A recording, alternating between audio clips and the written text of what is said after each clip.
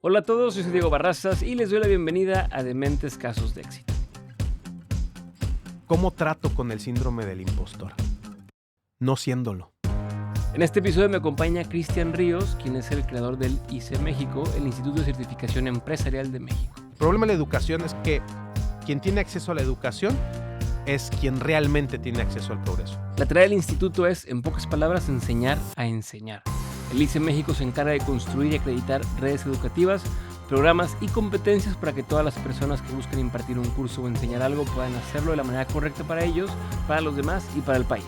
Yo sí recomendaría que consideren la actividad profesional de capacitar a otros. Certifícate como instructor para que entiendas cómo vas a detectar. Tienes que capacitarte para detectar esa necesidad, validarla, diseñar un curso y ahí sí la puedes hacer en grande. ¿Por qué? Porque el ingreso de un profesionista y capacitador independiente está aproximadamente entre 150 y 350 mil pesos mensuales, entendiendo que tienes una microinstitución educativa que atiende a 30 alumnos al mes. Me cuenta por qué el capacitarse de forma adecuada para enseñarle a otras personas a través de cursos o cosas por el estilo es una de las mejores formas en las que puedes emprender y no solo mejorar tu calidad de vida, sino también ayudar a otros y hasta tu propio país. Gracias por tu tiempo y pues, me gustaría empezar con algo polémico. ¿Qué va a pasar con los infoproductores en México? De ahí de entrada, arranquemos con eso.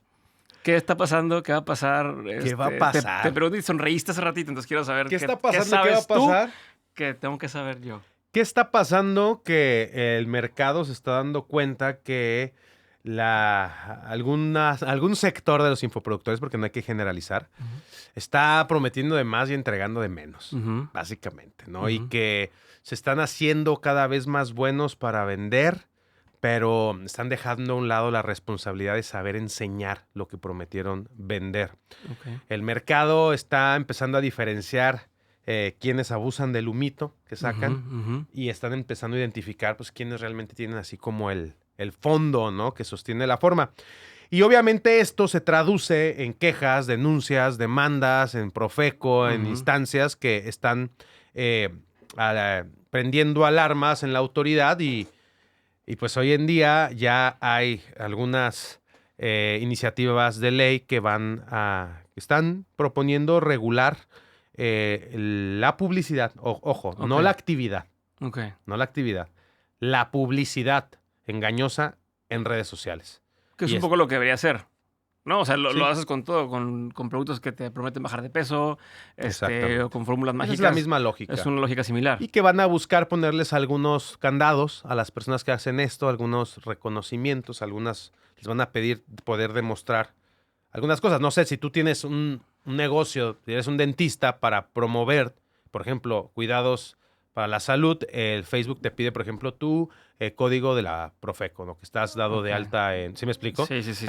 Por ahí va, pero... Como la Cofepris con los suplementos. Con la que te tienes que dar un aviso, y luego tienes que clasificar el suplemento y luego la publicidad tienes que también hacer unos Claro, y no es necesariamente por las personas que venden un curso de manera legítima en Hotmart y que quieren de manera legítima enseñar algo. Tal vez ellos sí tienen un nivel de responsabilidad, pero es más por estas ofertas que tú conoces pues que son realmente esquemas Ponzi, ¿no? Que te invitan a invertir en algún rascacielos de Dubái y en alguna tecnología extraordinaria que te da el 30 al 40% de rendimiento mensual y alguien los tiene que regular, ¿estás de acuerdo? O sea, hay mucha gente que a pesar de que conscientemente invierten en estos esquemas, hay mucha otra gente que se ve defraudada y está perdiendo mucha lana, su patrimonio, y pues creo que el Estado debe de regular de alguna forma. No van a desaparecerlos, pero sí les van a impedir la pauta publicitaria, que finalmente eso condiciona su conversión y su forma de hacer, porque luego también esos lanzamientos de cada no sé cuánto y demás. Su forma de subsistencia. ¿No? Bueno, a ver, y tú como... Entraste duro, ¿eh? No, sí, pero...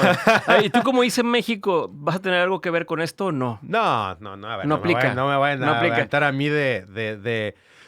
Lo que sucede... No, bueno, a lo mejor tengo que caerte bien para que me des el permiso fácil, o sea, como con quién hay que hablar. A ver, nosotros sí durante 10 años hemos promovido mucho la formalización de la capacitación en México, sea cual sea su dimensión, su objetivo, su sector, ¿no? Nosotros creemos que no todo el que sabe enseñar. 100%. ¿No? Y que cuando tu promesa tu promesa única de valor, diría Jeff Walker, tiene que ver con enseñar algo para que suceda algo en tu vida, pues el nivel mínimo indispensable para poder decir eso, pues es responsabilizarte de hacerlo, de enseñarlo y de demostrar que lo enseñaste en su justa dimensión, porque no es como que todas las escuelas se responsabilicen de enseñar lo que dicen que van a enseñar. Claro, es otra cosa. Si lo hicieran con las universidades, hay muchas que, oye, esta Por supuesto. carrera en no sé qué y al final... 100%. Pues sí, ¿no? 100%, pero sí hay, pero por lo menos se puede medir. Sí, claro. Por lo menos hay un indicador en el que puedes criticar. El IMCO dice que una persona que tiene la universidad que no la tiene hay 6,000 pesos de diferencia en el ingreso.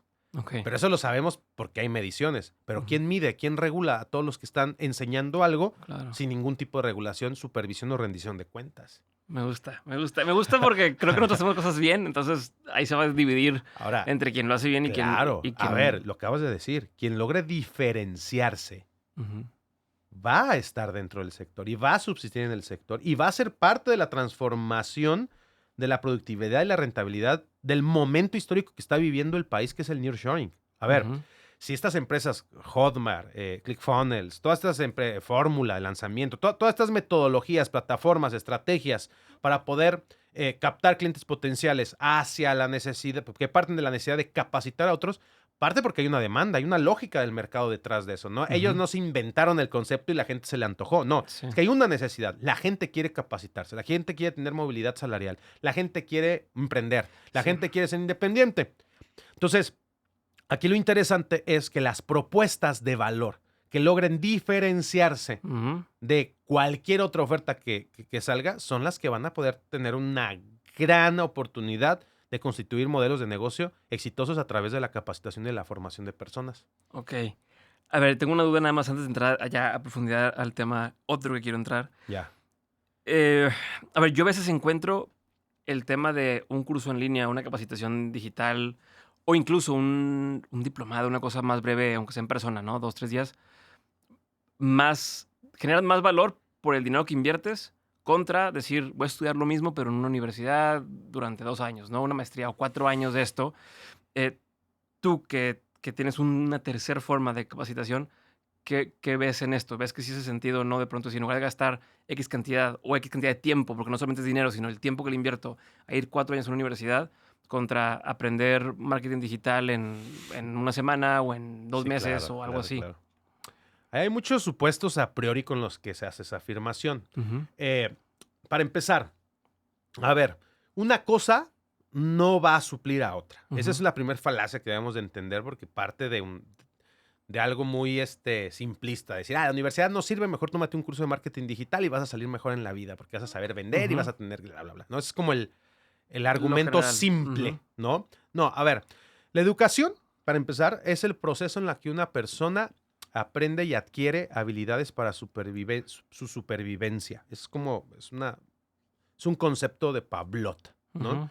Después, en el sistema modelo capitalista se transforma un poco con Montessori, con Piaget, con Rogers, con algunos otros autores, y dicen, no, la educación es la ciencia que estudia el proceso de aprendizaje de un ser humano con 2 objetivos principales. Insertarlos al saber convivir y en el modelo capitalista, insertarlos al trabajo.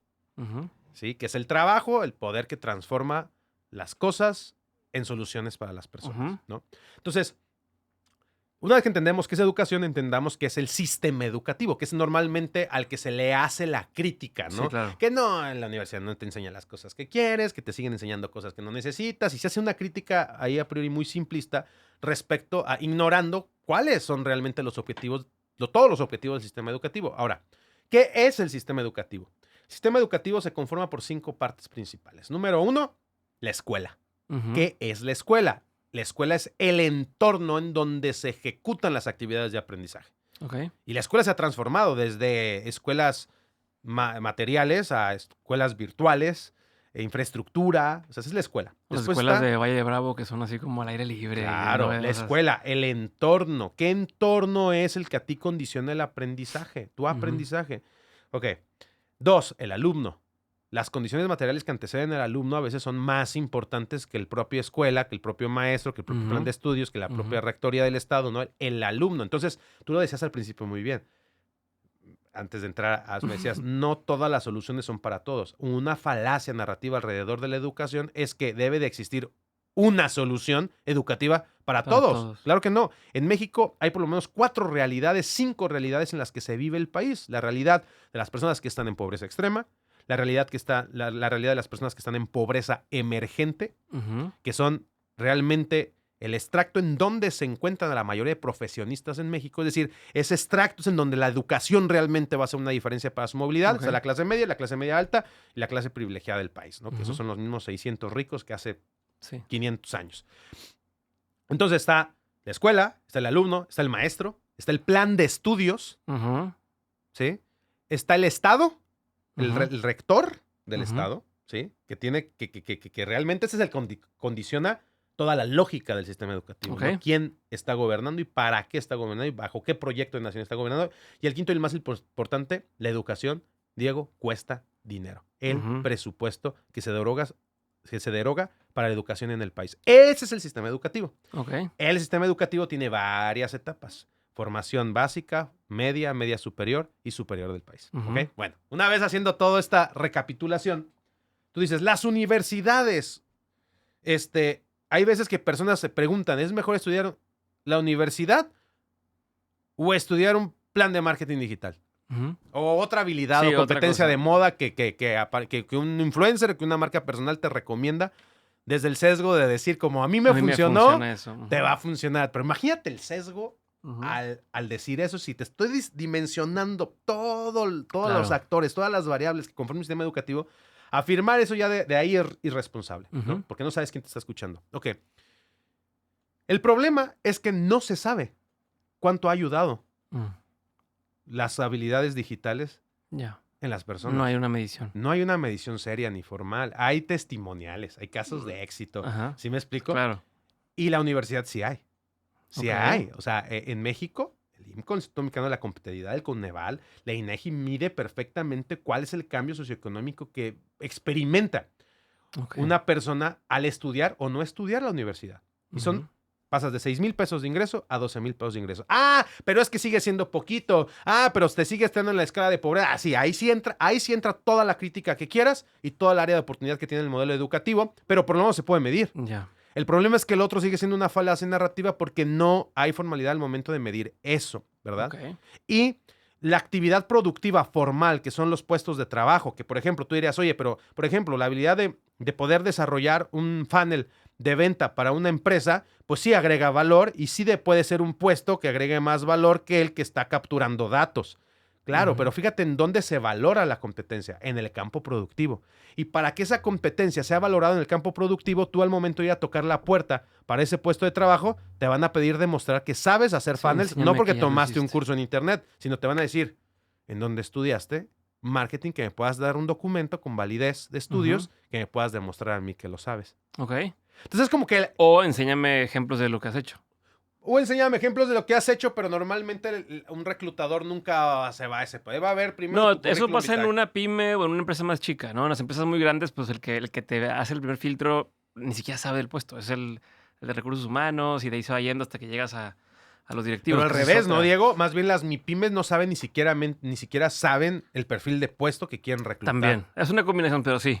Pero como quiera, la MIPYME al menos tiende a ser más directo la conversación con el que te va a necesitar. Con el que tiene conciencia de su necesidad. Conciencia. Sí, esa es la Porque otra. los datos también dicen que las MIPYMES fracasan el 95% porque ni siquiera son conscientes de lo que necesitan saber para desarrollar su modelo. Y hay un montón de cosas. Incluso el tema de nadie te enseña Office Politics. O sea, nadie te enseña... Una cosa es, soy buenísimo para hacer las cosas, pero no sé cómo navegar en la oficina y los jefes y demás. Tienes al güey que se lleva mejor y que le va mejor en la carrera corporativa. Es todo un pedo. Pero son habilidades de comunicación.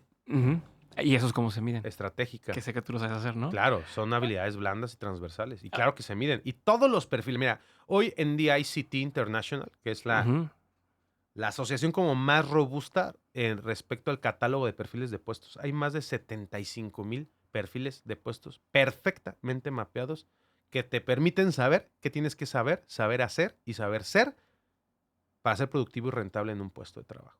Ok. Pero el problema es que sepas que existen esas herramientas.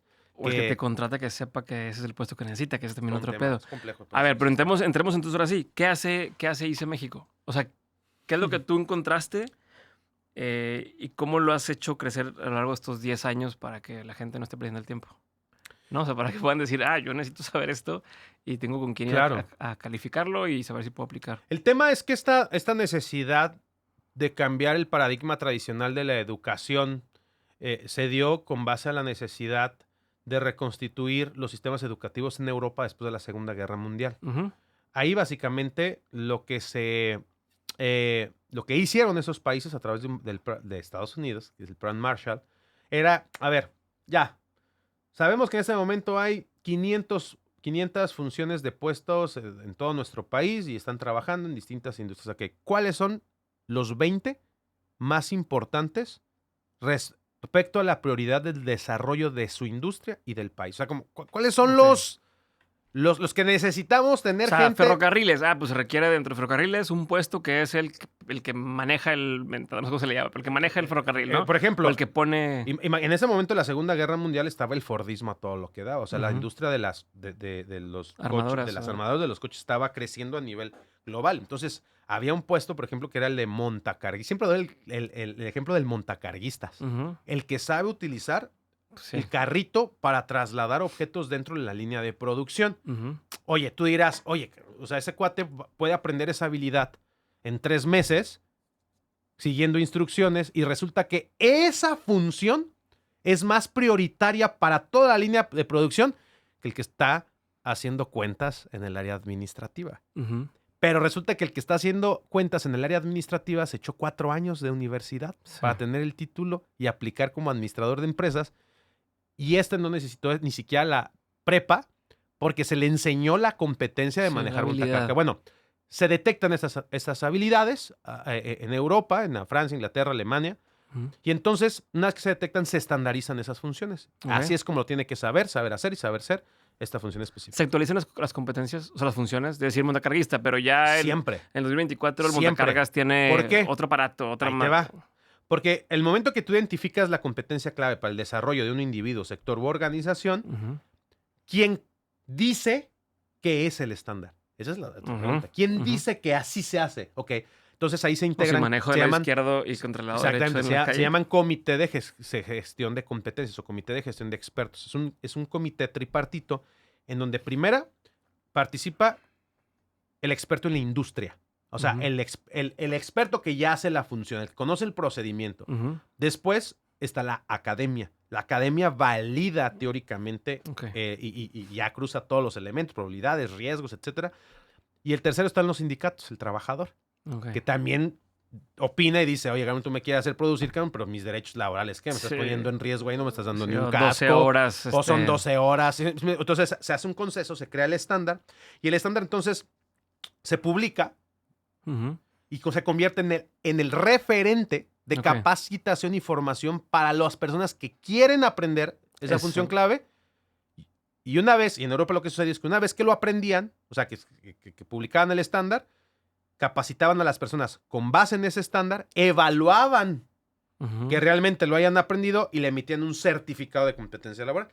El certificado de competencia laboral, después, la persona que lo portaba, se llama portabilidad de conocimiento, iba y tocaba las puertas de las funciones claves del por qué se creó el estándar y a quién crees que insertaban. A esa persona. Y entonces las industrias florecieron y crecieron y se desarrollaron esas empresas porque tenían personas altamente competentes en las funciones claves. Ese modelo llega a México en 1995. Es lo que te decía, estamos hablando de después de la mitad de 40, o sea, antes de los 50, ¿no? Cuando empezó. Entre 50 y 60. Ok, 50 y 60. Sí. No llegó a México sino hasta el 90 y tantos. Imagínate. Ok, ¿qué pasó? ¿Por qué llegó hasta el 90 y tantos? Porque México venía de otro proceso dialéctico revolucionario de su historia. México no venía de una Segunda Guerra Mundial donde se había descubierto el Internet. Venía de haber pasado de ser un país de 15 millones de habitantes, agrícola, luchando por el derecho laboral más básico en la revolución, a pasar a ser un país industrializado de 15 millones a 50, 60 millones para los años 60, en donde la gente no sabía ni leer ni escribir. Entonces Vasconcelos se centra, o la Secretaría de Educación Pública cuando se funda hace 100 años, se centra en la alfabetización, no en el desarrollo de... O sea, esa es una muy buena pregunta para entender de manera objetiva las condiciones materiales de nuestro sistema educativo y no hacer críticas absurdas a priori y comparativas con otras realidades. Con Finlandia. No, con Singapur. ¿Por qué no estamos como Singapur? Si tuviéramos otro político, ahorita estuviéramos teniendo un sistema educativo como el de... ya sabes, ¿no? Entonces viene México de eso, y México viene, la verdad, o sea, si tú haces un análisis, o por lo menos mi opinión es, tú haces un análisis serio material de cómo se vienen desarrollando los sistemas educativos en el país, pues muy coherentes, muy progresistas y muy condicionados respecto a que somos vecinos de Estados Unidos. Y finalmente, en México existe la Ley Federal del Trabajo hasta 1970 y tantos, en donde la capacitación se hace un derecho. Pero fue hasta 1970, ¿se me explicó? Entonces, ¿qué es lo que sucede? ¿Por qué llega en 1994? Porque las condiciones macroeconómicas obligan a México a firmar un tratado con Estados Unidos y Canadá, que es el famoso Tratado de Libre Comercio. Y Estados Unidos y Canadá, que no es... Si quieres tener gente que chambe, tienes que tener las competencias, básicamente. No ignoraba las condiciones en las que venía México. Entonces le dice, a ver, tienes que empezar a construir este sistema, te vas a tardar, porque aparte tus leyes están hechas bajo otra lógica. Y desde ese entonces se plantea lo de la famosa reforma educativa. ¿Te acuerdas que por años esa fue una discusión política? Que si la reforma, que abajo la reforma, que no era laboral, que si era laboral, que los sindicatos, que los maestros, que el Bester Gordillo, que la chingada. ¿Sí me explico? O sea, toda esa discusión política es reflejo de el empuje necesario de transformar el sistema educativo del país, pero que de manera natural tiene esas contradicciones, tiene esa resistencia y se ha venido llevando. En 1995 se crea el Sistema Nacional de Competencia en México derivado a este tratado. O sea, ¿qué se crea? Que le dicen a México, sí tienes que empezar a detectar las funciones claves de desarrollo para tu país, o no podemos venir a invertir a tu país. Punto. Entonces ahí se crea el sistema de normalización y certificación de competencias laborales. El sistema que te acabo de explicar de Europa, pero tropicalizado y regionalizado a México, con una peculiaridad bien distinta a los demás sistemas. Que aquí, como el gobierno sabía que no le iban a inyectar presupuesto inmediato para su infraestructura y para su promoción, abrieron la puerta a que los privados se acreditaran para fungir y hacer esa función. Entonces, la red de prestadores de servicios que iba a fungir como las escuelas que promovieran esto, iban a ser privados. Y ahí, mi estimado Diego, pues estaba la oportunidad y estaba la maldición. ¿Sí me explico por qué? Porque por muchos años los privados que intentaron desarrollar el modelo de negocio alrededor del Sistema Nacional de Competencias no entendían la magnitud y no lograban promover el beneficio del sistema, que era certificar competencias laborales a las personas e insertarlos en los puestos claves, y por consecuencia esta persona ganara hasta 3 veces más que el promedio nacional. A diferencia de los programas tradicionales que se adquirían en largo tiempo, que eran costosos y que tenían bajo impacto, la certificación de competencia laboral se adquiere en corto tiempo, es de bajo costo y es de alto impacto. Y es muy específico. No es así como estudié esto y ¿qué sabes hacer? Pues un poquito de todo. No, aquí es sé resolver esto, sé manejar esto, sé sé hacerlo con base a que ya se comprobó que existe la necesidad en la industria. O sea, no es que yo pienso, siento, creo que te va a ayudar si aprendes esto. ¿Sí me explico? No, es decir, no, hay una necesidad tanto así que se creó el estándar, hay un comité de expertos y la industria está esperando que gente sepa hacer esto para que dejen de traer extranjeros a colocarlos a esos puestos. Entonces inventa esto en México, se deja abierto a que lo pueda hacer la iniciativa privada, el gobierno no lo empujó. O sea, el gobierno no hizo... No lo hizo lo que pudo, porque fue un fideicomiso que se creó, que es el Consejo de Normalización y Certificación de Competencias Laborales, pero un fideicomiso bastante débil, sin promoción, sin vinculación, pero pues bastante lógico para el momento en el que llegó y se ha ido fortaleciendo. Tan solo empezamos con 100 competencias laborales, hoy hay más de 1,500. En Estados Unidos hay 75,000, en Inglaterra hay 80,000. O sea, imagínate, Alemania tiene más de 100,000 competencias laborales detectadas. Pues que todo se puede, o casi todo se podría medio compartimentalizar en una competencia, ¿no? Sí. Hay cosas que no. Lo que pasa es que acuérdate que hay habilidades duras, habilidades blandas y habilidades transversales. Ahorita si quieres hablamos del tema, pero para seguirte contando la historia, entonces en el 2000... Pero una interrupción express, nada más dime una dale. que no se pueda hacer, o sea, que no se pueda conceptualizar en una competencia. Hay algo que no se pueda. Lo que pasa es que no se pueda. Toda función productiva es una competencia laboral, pero ahí donde se puede no entender es confundiéndote entre un perfil competencial y una competencia laboral. ¿Qué es un perfil competencial? Un perfil competencial es cuando requieres varias competencias para ejecutar ya una función más sofisticada. Ok.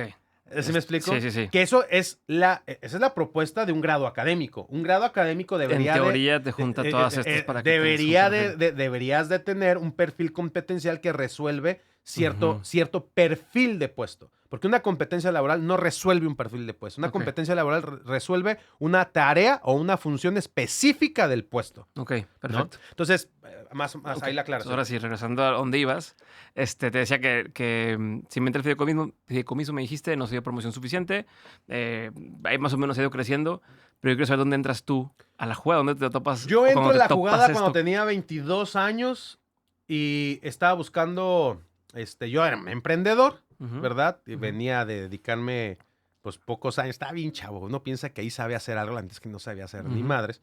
Estaba recién casado, tenía una hija recién nacida, mi hija Isabela. Mi esposa acaba de salir de la facultad de medicina. Y yo venía de quebrar un negocito que había empezado y ahí se nos habían ido. Fíjate, había creado un sistema de ventas directas a través de SMS. ¿Te acuerdas cuando tú mandabas... Claro. Manda el 332020 y te va a llegar una pendejada a tu celular? Bueno, te llega un horóscopo. Bueno, a mí se me ocurrió y dije, ¿y si mandas 3333 y en lugar de que te llegue un horóscopo te llega un tip de ventas? Ya.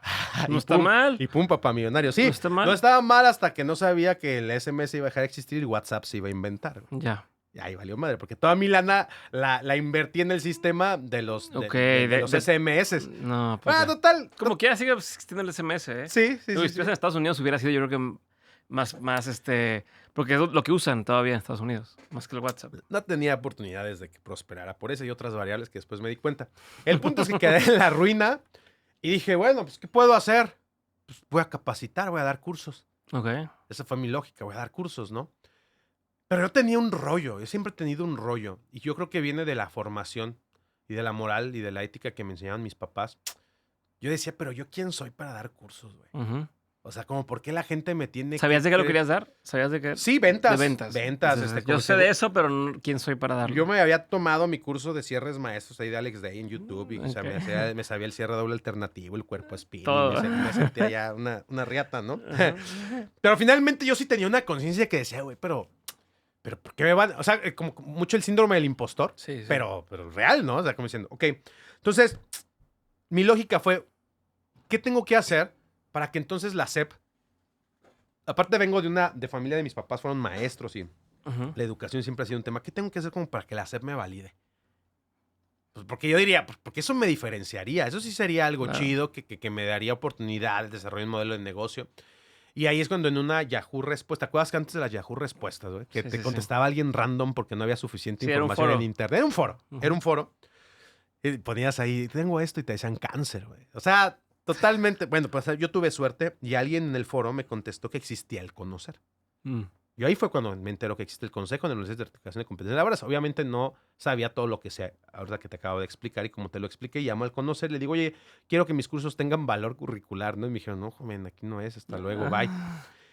Pero me dicen, hay una universidad en el Estado de México, que es la Universidad Tecnológica Fidel Velázquez, donde me decían, ahí está una de las personas que más le entiende al modelo. Sí, y quiero mandarle un saludo, porque es la maestra Marta Miranda Lara. Ella sigue en el Sistema Nacional de Competencias y fue una gran mentora y ella me explicó mucho el modelo. Llego y le hablo y digo, oye, ¿qué tengo que hacer? Y la maestra me dijo, estás lejos de que la SEP te entregue un permiso, ¿no? ¿Qué es lo primero que tienes que hacer? Certifica tus competencias. A ver, ¿qué quieres hacer? No, pues quiero dar cursos. Y resulta que la competencia de diseñar e impartir cursos sí está en el catálogo de competencias prioritarias para el desarrollo del país. Entonces ya existía el estándar, que es el estándar competencia 217.01, el estándar impartición de cursos de formación de capital humano de manera presencial y grupal. Entonces me dicen, lo primero que tienes que hacer es venir a certificarte. Ujú. Entonces yo ahí vivo por primera vez lo que es un proceso formal, formativo, de tomar un curso que me iba a enseñar una habilidad, no con base a la metodología de la experiencia personal de una marca, no, sino con base al estándar internacional de cómo se tienen que dar cursos de capacitación. Ok. Y ahí yo me meto, me sumerjo. No existía nadie que diera este servicio, no había centros que lo dieran, nada más estaba la universidad, no había curso, yo tenía que leer el estándar, interpretarlo y prepararme para la evaluación. Porque Lo que te para- iba a decir, porque no es como, bueno, son 1000 competencias las que hay ahorita en México. Hay, bueno, tal día hay clase de esto, tal día hay clase No. o sea, ahí era, aquí está lo que tienes que leer No. y ponte pilas. Claro, de hecho, la certificación de competencia laboral parte de la idea que tú tienes que ser evaluado y tú tienes que demostrar los conocimientos, los desempeños, las actitudes, hábitos y valores que marca el estándar, sea como sea que los hayas aprendido. Ok. No te obliga a capacitarte, no te obliga a tomar un curso, no Sí. te obliga, dice, conforme lo hayas, no te obliga a tener preparatoria, no te obliga a un grado académico. Si tú adquiriste la competencia a lo largo de tu vida y la puedes demostrar, la puedes alinear a este estándar y dar la evaluación, pues obviamente nadie puede hacer eso. Todos necesitan leer el estándar Claro. y si alguien te ayuda y te alinea y te capacita con los desempeños que no conoces, pues tienes más altas probabilidades de evaluarte y certificarte. Es como saber manejar. Puedes aprender a manejar, pero hay cosas de, ¿esto qué significa este Claro. signo, no? ¿Qué tengo que hacer para tal señal? Lo aprendes relativamente fácil, Así es. pero hay que aprenderlo para poder tomar el examen y pasarlo. Finalmente, yo me meto al estándar y ahí entiendo que no todo el que sabe enseñar y que estamos muy lejos de desarrollar y diseñar. Yo estaba muy lejos de diseñar y desarrollar cursos Ujú. que realmente pudieran garantizar aprendizaje. Total, me certifico en este estándar, se me quita la idea de enseñar a venderle a la gente y se me mete la idea de enseñarle a enseñar a la gente. Ok. Y ahí ya me clavo. Me clavo a estudiar de forma ya académica, formal, maestría en educación, mi doctorado, meterme a investigar, a certificarme en las otras competencias, diseño de cursos, detección de necesidades para el desarrollo de cursos, prestación de servicios de consultoría en general, diseño de cursos a través de medios digitales, Todo lo relacionado a enseñar. redacción de objetivos de aprendizaje, niveles de aprendizaje, técnicas instruccionales, manejo de grupos, roles, y todo el arte que Ujú, por ujú. años se ha investigado de manera androgógica y pedagógica para enseñar, para poder garantizar. Sí. Y entonces, mi primera oferta única de valor Ajá, ajá. es salir a decir, no todo el que sabe enseñar, certifíquense. Pausa, ¿de qué hiciste dinero ese tiempo? Porque hiciste estás quebrado. ¿Cuánto tiempo pasó entre que tomaste este curso a que empezaste a generar algo de dinero? 3, 4 meses, mi esposa me mantuvo. Ok. La verdad. O sea, mi esposa siente que le mando un beso, un abrazo y un saludo, que aparte es mi socia. Se fue a hacer guardias en un hospital de noche y daba clases de inglés en la mañana. Y yo conseguí un trabajillo conseguí un trabajo de auxiliar administrativo en una escuela primaria rural que me pagaban como 6,000 pesos. Y mi mamá nos apoyó, vivíamos en la recámara del departamento de Ok. mi mamá.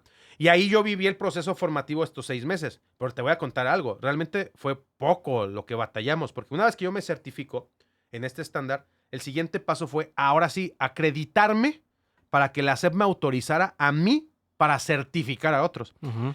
Y para eso me pedían algunos requisitos. Me pedían tener una empresa constituida que tuviera como figura la capacitación. ¿Y qué crees? Ok. La tenía, porque te acababa de quebrar una que se iba a dedicar a eso. Ah, claro. Me pedían estar certificado en ciertas funciones claves y me pedían un modelo de negocio. Pues apliqué, Ujú. en ese momento no había tanta complicación y recibo la acreditación como centro evaluador, que es esta figura que está acreditada para poder promover la capacitación y la certificación con base en estos estándares de competencia. Me Ok. acredito, me ayuda la Universidad Tecnológica Fidel Velázquez y algunas personas, y saco mi primera oferta única de valor, que era certificante de la Secretaría de Educación Pública como instructor. Única certificación avalada por la SEP. Pues eso no existía en México. Claro.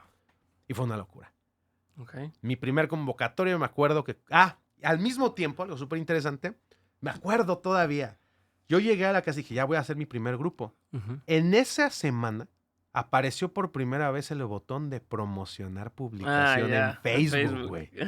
O sea, fíjate, o sea, eso me sucedió, güey. O sea, Ajá, no hay ajá. mérito mío alguno ahí, porque si no hubiera sucedido, no me hubiera aparecido ese botón, no sé si hubiera llegado hasta donde llegué.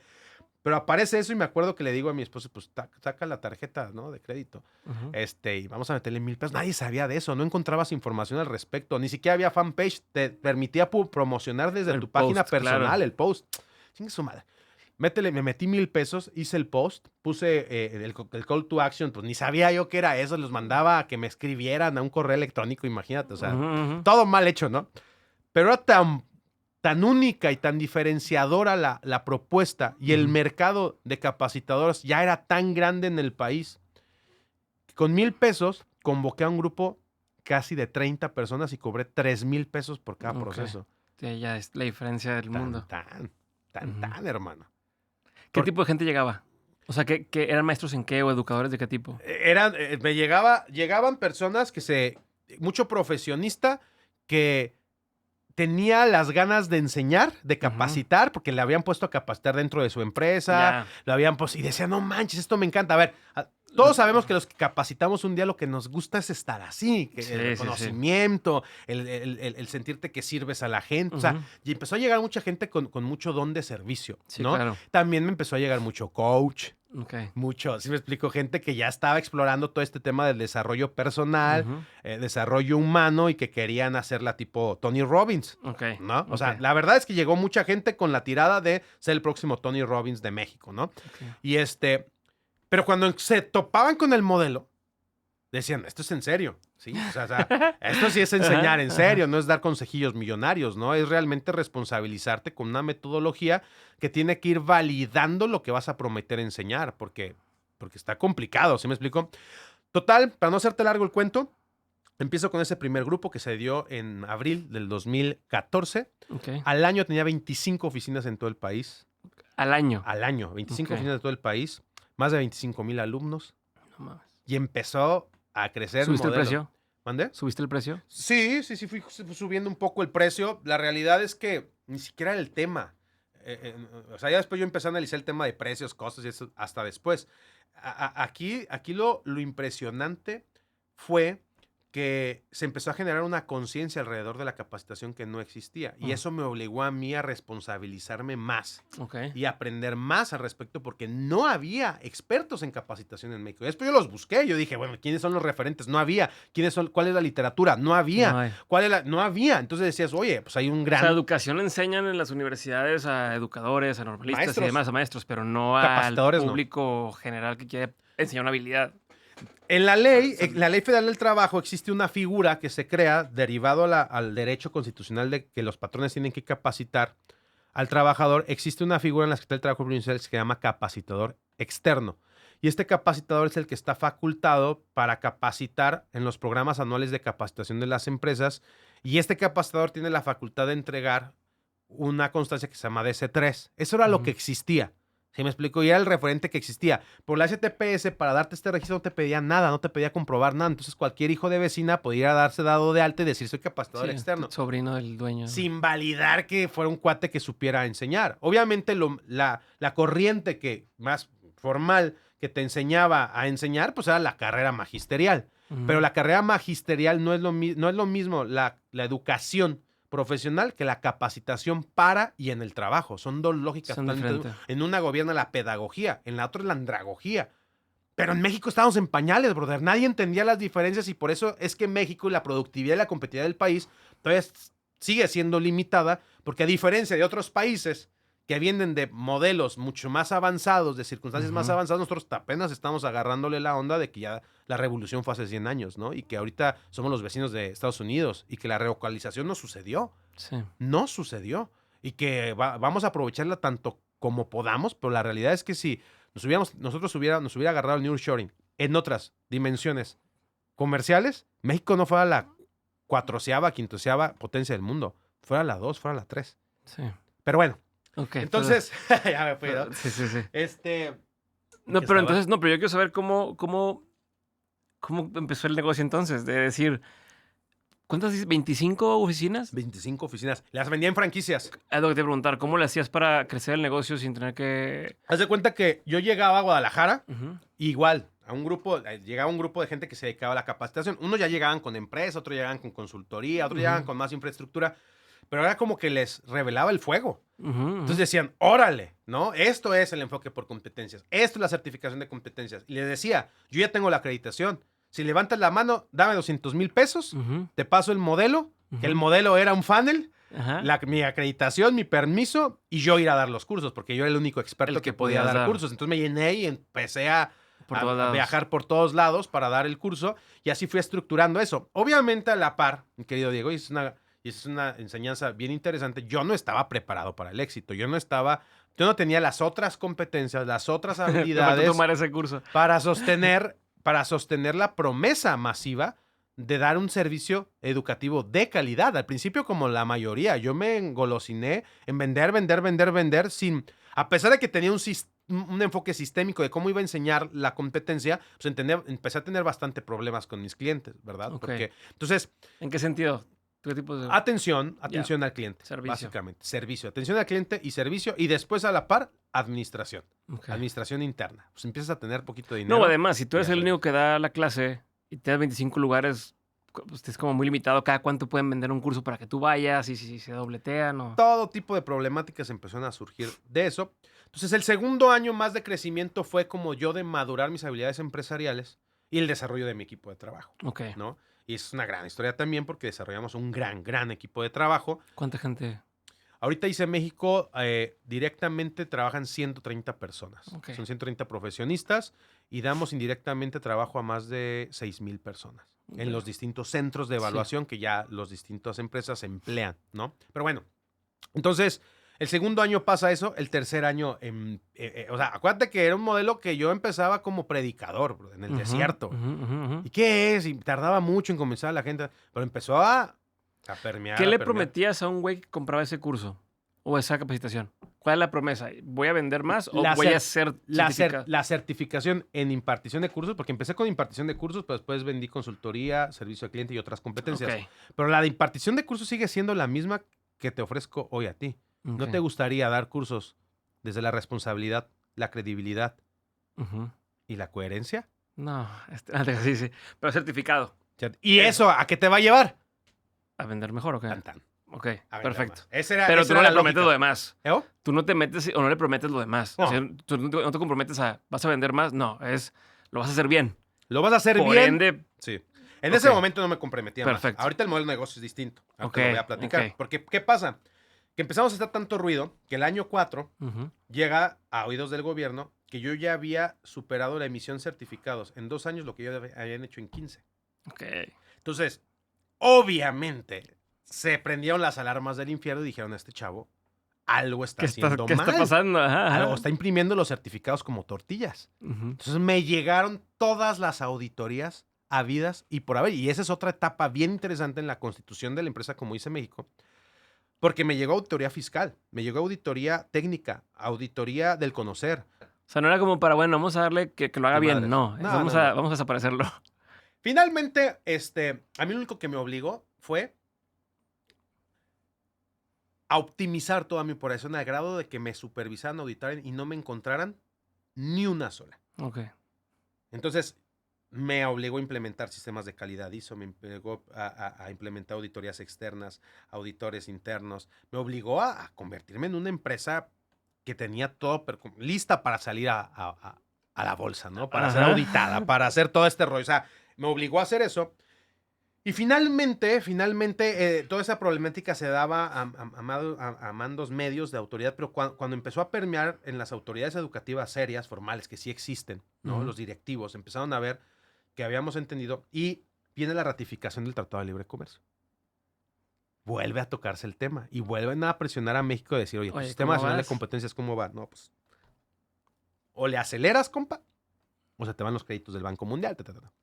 Entonces ahí, ya el Sistema Nacional de Competencia ya se sienta en la mesa con nosotros y nos ofrecen elevar nuestra figura de centro evaluador a organismo certificador.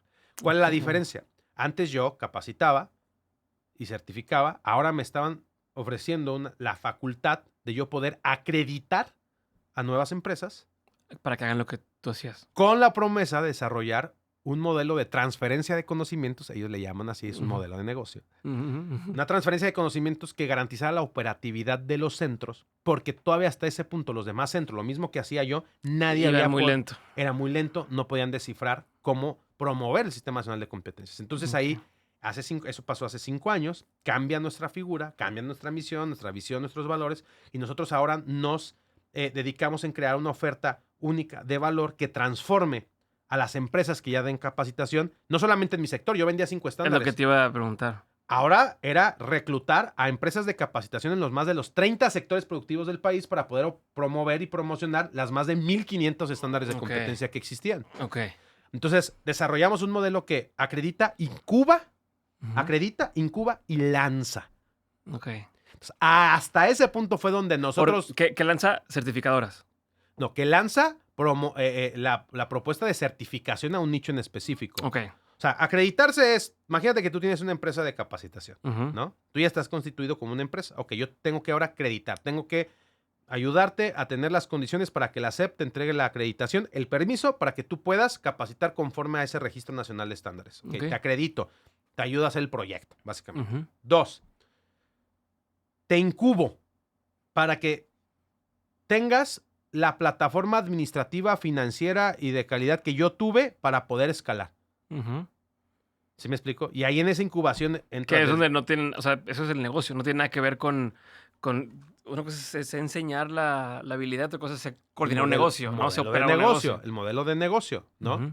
Y te lanzo, te enseño fórmula de lanzamiento, te enseño evergreen, te enseño embudos, te enseño promoción, a generar contenido. ¿Para qué? Para que cuando tú estés listo, no te quedes solamente con la acreditación como la mayoría de centros se quedaba, que pues ya tengo la acreditación, ya puedo hacerlo. A ver quién llega. Y a ver quién llega. No. Hay técnicas, hay metodologías en donde vas a poder adquirir clientes y entonces yo hago que la inversión que me pagaste a mí por acreditarte, incubarte y lanzarte con 30 procesos que vendas, lo pagues. Ya se armó. Okay. Y a mí me vas a pagar una regalía por cada certificado que emitas. Buenísimo. Entonces siempre tienes ahí un porcentaje de todo lo que... Es la regalía, ¿no? Es el residual.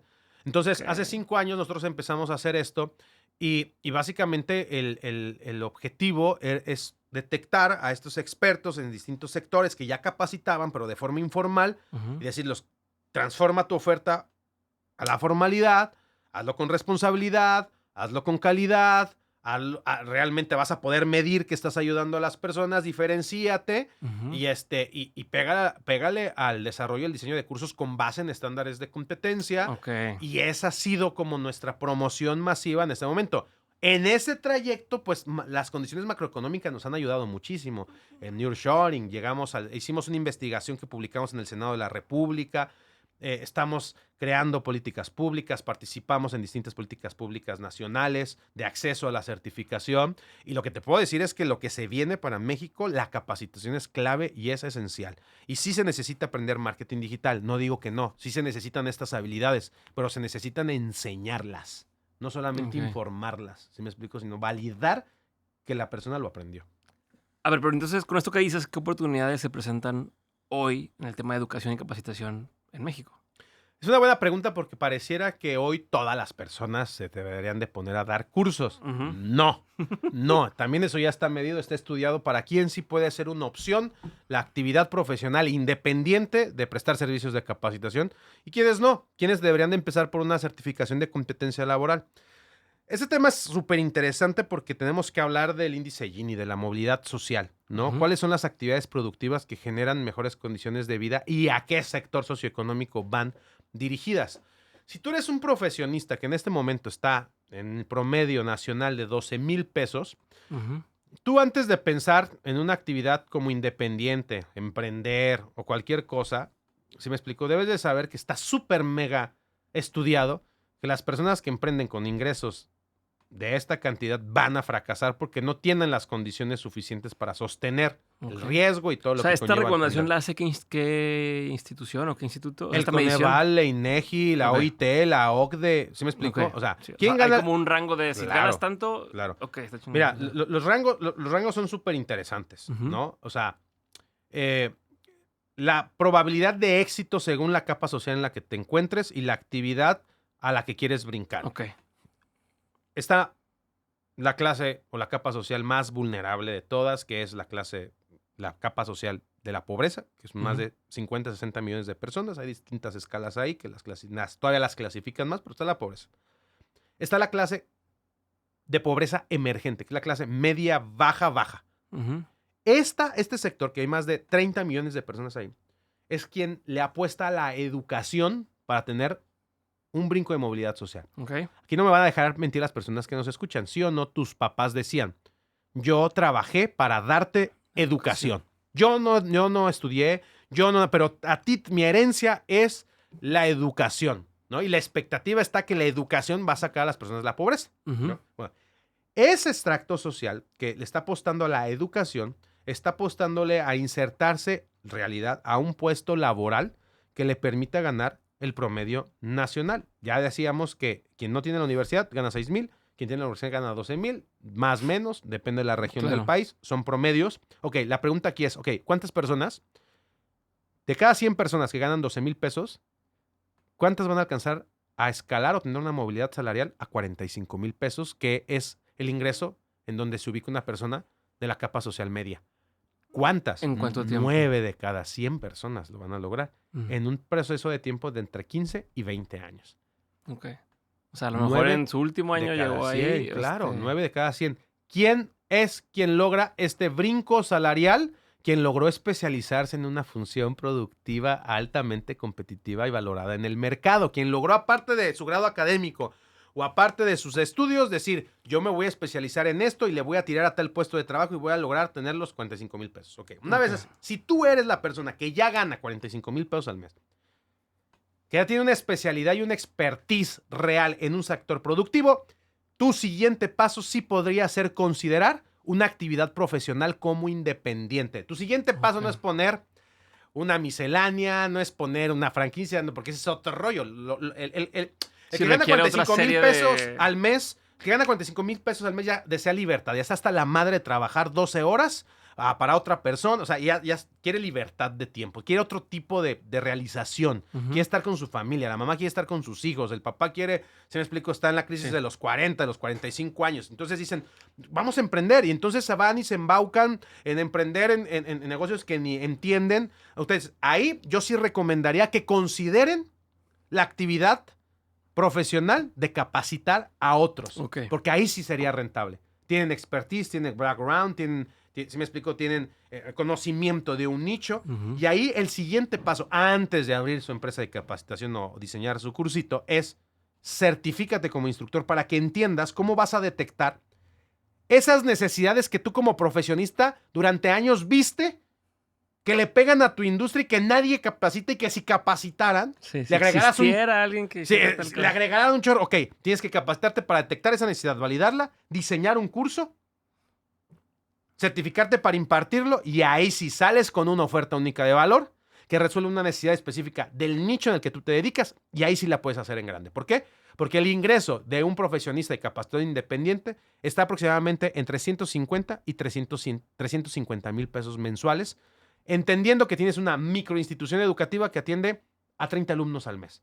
Totalmente viable, totalmente plausible para las personas que parten de la condición que te estoy diciendo. Todas las personas que parten abajo de esa condición y les prometen hacerse millonario tomándose un curso de marketing digital, pues ni siquiera hay manera de saberlo porque nadie lo ha medido. Pero la probabilidad es ínfima, ¿no? Las condiciones materiales de las personas son las que van definitivamente a predecir el éxito. Es que luego con las narrativas que suceden en internet nos olvida que, oye, es que este güey, Elon Musk lo estudió, o Bill Gates, o ¿cómo se llama este güey? Zuckerberg, se salió de la universidad. Pues sí, pero ¿de qué universidad se salió? No, o sea, ya tenía la vida más o menos resuelta cuando salió de la universidad. Más o menos, hermano, no manches, no es lo mismo nacer en Silicon Valley que nacer en Oaxaca. Entonces, o sea, se nos olvida que ese es no es la frase se salió de la universidad, es de qué universidad salió, en qué momento y qué tenía de respaldo para poder decir, bueno, si esto no se echa a andar en los siguientes 2 años, sigo viviendo apoyado por la familia. Tenían cochera. Por ejemplo. Tenían garage. Exacto. Cuando aquí tuviste garage, güey. No mames. Sí. Ok, entonces, pero es viable que las personas que están en ese nicho puedan enseñar, o sea, meterse a certificarse para... Y esas son las personas que invitamos a que lo hagan. Ok. sea, el modelo de ICE México está invitando a profesionistas serios que quieren dar el brinco a una actividad profesional de forma independiente. Y también estamos invitando a todos los infoproductores, personas que ya dan cursos de capacitación, que ya tienen el modelo, que ya están convirtiendo, a explorar la probabilidad de hacerlo desde la formalidad. Porque ahí te va otro dato lapitario. En México, según el INEGI, el 95% de la población que invierte en educación, el 95%, lo hace en instituciones de educación formal. Ok. En México, el 95% de las empresas dadas de alta en la Secretaría de Economía que ofrecen cursos de capacitación, el 95% lo hacen desde la no formalidad. Okay. ¿Qué quiere decir? Que el 95% de la gente que se dedica a dar cursos le está vendiendo al 5% de la población. Y es por eso que ya el mercado de cursitos está rojo, ¿sí me explico? Y tienen que aumentar más sus técnicas de marketing. No, todo el enfoque está en la venta. Sí, todo el enfoque es cómo lo vendo. Sí, me explico. Y si tú te diferencias y te brincas al otro, imagínate, ahora vas a ser del 5% que le venda el 95% del mercado. Y ese fue el éxito de ICE México. Okay. Que nosotros vamos dirigidos a ofrecer programas educativos con un montón de áreas de oportunidad, porque mucha gente aquí va a ver, yo tomé un curso, tiene un chorro de áreas de oportunidad. No somos perfectos, pero la gran diferencia de otros modelos educativos es que nosotros medimos lo que enseñamos. Okay. Estamos regulados con lo que enseñamos y podemos demostrar el impacto factual de lo que enseñamos en la vida de las personas. Ok, tengo una duda, porque existe esta creencia de yo voy a estudiar en una universidad y el programa educativo va a ser muy viejo porque es el que se validó con la SEP y cambiar el plan de estudios cada cierto tiempo pues es algo muy costoso en recursos. No sé si en dinero, pero en tiempo, en formalidades. ¿Qué pasa con ese tipo de... Oye, me quiero capacitar como instructor o como educador, no sé cómo se le dice. Instructor. Pero si lo que yo voy a capacitar, ¿qué tan vigente va a ser? Así me explico. Porque la creencia es esta, de la SEP. Si está validado por la SEP, pues tal vez se validó hace 20 años y no le ha cambiado. Y no le puede mover porque si no pierde la certificación. ¿Es un mito? ¿Es verdad? No, ¿qué es muy interesante tu pregunta porque incluso da entrada a una recomendación al momento de elegir una universidad. Como siempre, la escuela es un elemento del sistema educativo que te hablaba, ¿no? Yo recomiendo en México la preparación universitaria pública. La oferta pública, en su gran mayoría, es muchísimo mejor que la oferta privada, con sus 5 excepciones privados que tú y yo conocemos, que son las instituciones educativas, ¿no? Okay. Pero ahí te va. Todas las instituciones educativas, universidades, tienen que alinear su propuesta educativa a la región en la que está la escuela. Entonces, esto sí lo hacen las universidades públicas y realmente hay un esfuerzo. No es perfecto, no es suficiente, no es tan rápido como quisiéramos, pero por lo menos en las universidades públicas te vas a encontrar un rango entre 5 a 6 años de actualización respecto a lo que sales. No va a ser exactamente pertinente para cuando tú salgas, porque cuando tú salgas pasaron 4 años y el mundo, como viste, puede cambiar de un año para otro. De un año para otro, pero ese es como lo más cercano, la recomendación, ¿no? El problema de las universidades privadas es que muchos de los REBOEs, de los registros oficiales de estudio que se le dan a las universidades, que solamente están buscando sacar al mercado una oferta, estudia una carrera ejecutiva en 2 años en 1,800 pesos, yo no creo que esa universidad sea muy responsable de estar actualizando sus planes de estudio. Lo que quieren vender son tickets de 1,200 pesos. Sí. Y tampoco se van a hacer responsables de insertarte laboralmente, de buscarte un lugar donde hacer buenas prácticas, ¿no? Ahora, ¿cómo en el modelo educativo por competencias en los centros de evaluación, cómo se garantiza la pertinencia y la actualización de los planes de estudio? Porque todos los planes diseñados están diseñados con base en los estándares de competencia. Okay. Y todos los estándares de competencia tienen una vigencia de actualización. Okay. Están obligados a actualizarse 1, 2, 3 o en el momento en el que el comité que lo creó determina que la descripción laboral... inteligencia artificial, te cambió mucho la jugada. Ya cambió la máquina. Ya cambió la máquina de la competencia que está. Ya tienes que cambiar el estándar. Okay. Entonces, El que diseña cursos con base en estándares de competencia garantiza que lo que está enseñando está actualizado y está pertinente. Y es muchísimo más fácil cambiar y diseñar un curso de 20, 30, 40, 50 horas a un plan de estudio de 4 años, que esa es la problemática del sistema educativo tradicional. Es muy tardado cambiar los planes de estudio, muy costoso, Sí. ¿no? Y que en eso está la Rectoría del Estado. Fíjate que México no lo ha hecho mal, ¿verdad? O sea, yo creo que mucha gente se puede quejar del sistema educativo, que no me enseñan ni que esto y que yo estudié y esto, y mi cuate que vende tacos gana más y el que está en el Uber, ¿no? Siempre ponen como esos ejemplos. Pero en verdad que si ustedes vieran de dónde viene México, dónde estaba México hace 100 años, que no sabía leer y escribir, y que ahorita seamos entre los 20 economías, claro que es gracias también al esfuerzo de la educación que se ha hecho de los maestros, de las personas, de los alumnos, de la cultura mexicana de echarse para adelante, de que somos uno de los países que más horas de trabajo tiene en el mundo, ¿no? O sea, hay un gran mérito en lo que hemos hecho, pero definitivamente sí se puede hacer y se vale una crítica profunda al modelo educativo formal. Pero si vamos a criticar esfuerzos de educación, critiquemos a los que están educando sin formalidad, porque eso sí constituye hasta un riesgo para la vida de las personas y la economía también. Perfecto. Regresamos al modelo de negocio. Vas a hacer IPO, ¿por qué? ¿Y qué? O sea, ¿y cómo llegas a este punto? Bueno, esto va a depender de la Comisión Nacional Bancaria y que nos dictaminen nuestros estados financieros y logremos hacerlo. Nosotros creemos que lo podemos hacer. Finalmente, hay un tema acá, Diego, con la educación que es un poco más filosófica que lógica, y es el tema del acceso a la educación. Hay por ahí un video que yo tengo de un discurso que doy en el Senado, en donde la verdad fue un gran momento en mi vida porque tenía la oportunidad de que la Comisión Nacional de Educación me escuchara y escuchara la perspectiva de lo que yo entendía con base en la investigación, una investigación que presentamos que se llama El futuro de la educación superior en México, lo que tenía que convertirse el sistema educativo. ¿Para qué? Para que la certificación de competencia laboral o cualquier otra propuesta u oferta educativa no perpetuara el desarrollo desigual. El problema de la educación es que quien tiene acceso a la educación es quien realmente tiene acceso al progreso. Pero el problema en México es que mucha gente no tiene acceso a la educación. Entonces, nosotros estamos buscando, ¿no?, el poder, a través de políticas públicas y de presupuesto extraordinario, estamos buscando que el acceso a la certificación de competencias laborales sea universal y subsidiado por el Estado. Ok. Entonces, no puedo contar más, pero estamos buscando que ICE México en algún momento pueda formar a ser parte del Estado. Ok. Con subsidio del Estado. ¿Por qué? Porque finalmente certificarte una competencia laboral hoy te cuesta 5,000 pesos. Ya de entrada con eso. ¿Todas cuestan lo mismo? No, o no, no. Ah, ok. No, promedio. Cambia, ok. Promedio, ¿no?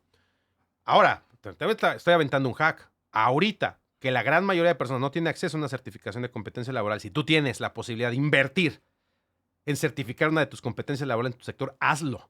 Porque hoy está comprobado por el estudio Nortem que una persona certificada gana hasta 3 veces más que el promedio nacional. Tiene mejor acceso a vivienda, tiene mejor acceso a salud, tiene mejores oportunidades. Entonces, pero la realidad es que ya el fondo de de nuestro proyecto es lograr el acceso universal Sí, a que las todo el mundo personas. pueda certificarse. Que fue lo que pasó finalmente en Alemania, en Inglaterra, en España. El gobierno terminó comprando a los privados que desarrollaron este modelo después de la Segunda Guerra Mundial. Ok. Esa es nuestra tirada. La verdad es que no sabemos si lo vamos a lograr, pero finalmente sería un gran caso de éxito. Estaría cabrón. ¿Cuándo entendiste que podía hacer esto? O sea, ¿en qué parte del proceso de tus 10 años entendiste que ese podría ser la jugada? Está bien interesante esa historia porque yo no entendía ni sabía que era un OPO ni nada de eso. En la pandemia, yo recibí un correo. Empecé a recibir. Tú sabes que cuando una empresa empieza a crecer, empiezas a recibir muchísimas ofertas de fondos de equity que te quieren comprar, que te quieren. ¿No? Yo empecé a recibir muchas ofertas y yo empecé a darme cuenta que mi empresa era una empresa atractiva para el mercado. No entendía del todo por qué, pero empecé a ver que pues, tenía demanda, ¿no?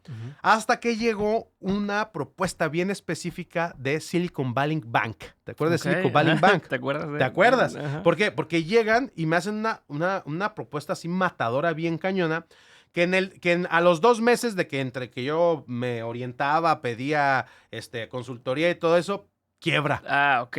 Quebró. O sea, fue el mal Silicon Valley momento. Bank. Fue en un momento justo hace poco. Fue hace poco, eso fue hace año y medio, Ujú. que nosotros nos damos cuenta de esta posibilidad. Pero resulta que la persona que nos estaba contactando, el representante de Silicon Valley Bank en México, era un representante de KPMG Ok. acá. Entonces, obviamente, cuando me empiezan a hacer guiños y me empiezan a decir, oye, pues déjanos meternos un medio due diligence o déjanos esto, porque yo les preguntaba, ¿pero por qué? ¿Qué información tienen Sí, ¿de ustedes? dónde sacaron esto? Obviamente no me la decían. ¿Sí me explicó? Ajá. Obviamente no me la decían. Entonces, cuando quiebra el banco, y yo creo que esta persona ya no tenía pues ningún Compromiso. compromiso. Ellos me dicen, ellos son los que me dicen, lo que pasa es que hay muchos estudios, ellos sabían que venía el nearshoring. Ujú. O sea, hay muchos estudios de la competitividad en México y hay muchos casos de éxito en otros países de empresas similares a la tuya que Siendo adquiridas por... fueron adquiridas o por el gobierno Ujú. o por grandes fondos. Ok. Y ahí fue donde dije, y ahí me Ok. metí a investigar y a aprender todo lo relacionado y ajustar a la empresa para Claro, que que en hiciera eso sentido. se llama reconversión bursátil. Es un proceso de reconversión bursátil, ¿no? Pasar de SA a SAPI, de SAPI a Sociedad Anónima Bursátil, empezar a dictaminar tus procesos financieros y ahorita estoy con especialistas y Sí, o sea, que financieros. todo muy- haga sentido por si el día de mañana te dicen sí. que tu modelo de venta sea predecible, Mm. eso es súper claro, ¿no? Que no sea falásico, o sea, que no seas mejor vendiendo que tu producto solucionando necesidad. O sea, sí se meten a hacer un muy buen escauteo de todas las condiciones pues, que determinan el aparente éxito que tú estás reportando en tus estados financieros. Ok, a ver, y una duda, porque al parecer, no al parecer, tienes un montón de clientes, ¿no? De estas, ¿cómo se le llaman? ¿Centros de evaluación? Centros de evaluación que deciden adquirir tu proceso y todo lo demás. ¿Cómo les vendes a ellos? O sea, ¿cómo llegas a esos centros y por qué se animan a comprarte? Educación total, educación total. De hecho, en estos momentos, seguramente estamos saliendo a nivel nacional con una campaña súper fuerte en redes sociales. Van a Ujú. ver allá a Marco Antonio Regil, a algunas celebridades, periodistas, ¿no? Que se están sumando a la causa. Y básicamente es educación. Ok. Es explicarles esto que te estoy explicando a ti. Y yo lo que necesito es tiempo de atención. Entonces, básicamente lanzamos una campaña en Meta Ujú. que los invita a un proceso de capacitación. Estoy regalando una certificación. Estoy regalando la certificación. Estoy subsidiando, no Ajá, sí, regalando. exacto. Estoy subsidiando la certificación que yo tomé Ujú. hace 10 años para Ok. entender todo el modelo. Ok. Entonces, al subsidiarle el lead magnet es, ven y conoce y Ujú. certifícate oficialmente ante la SEP gratis. Ujú. Ven y los tengo 20 horas Ujú. en un proceso en donde te enseño a enseñar con Ujú. base en los estándares y le voy diciendo a la gente, ve la diferencia. ¿Te gustaría emprender bajo Ya. este modelo que está estructurado, que está validado, que está regulado, que te va a dar credibilidad, que te va a diferenciar, Ujú. ¿no? ¿Quieres promover las certificaciones de tu sector? Si estás en minería, si estás en finanzas, si estás en electricidad, ¿quieres ser tú el referente? Todavía hay lugar, todavía Ya. no hay. Se están buscando los líderes referentes formales de la capacitación en todos los sectores y ahí empiezo a captar Ok. a captar nuevas unidades de negocio que quieren empezar este proceso que el proceso son 3 meses, de 3 a 6, tenemos el Gantt a 3 o a 6 meses según quieran desarrollar Ujú. el modelo. Hay quien lo hace en un año. Sí, que se lo da más tranquilo, pero... ujú. Depende del punto en donde partas, ¿no? Pero finalmente el proceso te lleva a incubar, acreditar y lanzar, estar en punto de venta para adquirir a tus primeros alumnos y que los ayudes a certificarse en una competencia laboral específica y ayudes a esa persona a mejorar su calidad de vida a través de formación de calidad. Buenísimo. A ver, ya para ir cerrando, Va. estimado, de lo que has visto en este proceso de 10 años, ¿cuáles serían 3 de los aprendizajes más relevantes o que te quieres tener más presentes en lo que siguientes 10 años? Que la capacidad que tiene el ser humano de aprender lo que no sabe sí te habilita a otra forma de vida. Ujú. Que eso sí es verdad. Que si la persona aprende algo que no sabe, sí puede salir de la pobreza. Ok. Que si la persona aprende algo pertinente que no sabe, sí puede mejorar su calidad de vida. O sea, es algo a mí que me ilusiona mucho porque le da mucha causa y sentido a lo que hago. O sea, realmente estoy dejando un legado. Y si tú quieres enseñar algo a alguien, desde ahí debe de partir tu responsabilidad. Realmente estás cambiando las condiciones de vida de una persona a lo que estás enseñando o lo estás dejando más ensartado? Es una reflexión fuerte y que siempre me lleva a mí. Fíjate, un día yo voy y le digo a un mentor, ¿cómo trato con el síndrome del impostor? Y me contestó, no siéndolo. Tan, tan. Sí, o sea, yo he escuchado en lugar del fake it till you make it till you make it, ¿no? O sea, hazlo hasta que... No siéndolo. O sea, ocúpate y preocúpate cada vez que te lleguen esa sensación de tener argumentos de por qué no lo eres. Porque si te está llegando el pensamiento es porque sabes que algo ahí no es coherente con lo que ofreces, con lo que prometes. Okay. No siéndolo. Y fue ahí cuando yo decidí, pues voy a estudiar la maestría, voy a estudiar el doctorado, voy a hacer investigación, voy a dejar de decir cosas que digo yo y voy a empezar a citar a las personas que lo dijeron antes que yo. Voy a empezar a tener honestidad intelectual. Voy a empezar a hacerme responsable de lo que digo que enseño. Voy a medir por qué no logré enseñarle a alguien. Entonces todo eso te saca del impostor y te da coherencia y te da congruencia y te da credibilidad. Esa era la primera. Me la pusiste muy difícil. 3. La segunda, no todo el que sabe enseñar. Definitivamente. Esa es otra.